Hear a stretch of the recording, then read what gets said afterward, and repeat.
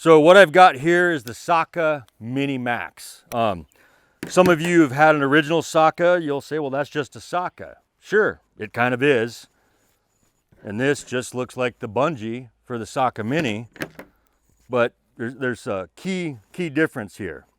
Right now I've got it in the Mini Max configuration. You can see that appears to be just a regular S.A.K.A., okay? If I wanted to convert it over to the Mini, let's say I'm traveling, I don't want to deal with the stiffness, I just Velcro the strap off of my Mini, slide it up out of the notch on the stiffened tether, and that's all this ever was just a stiff tether, right? It was never a load-bearing member.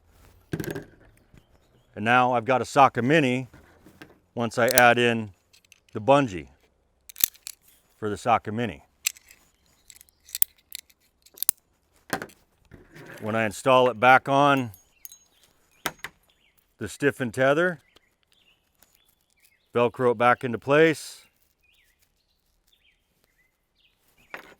throw my handy dandy little keeper on here. Now I've got it in the Mini Max configuration. Richard knocked it out of the park with this.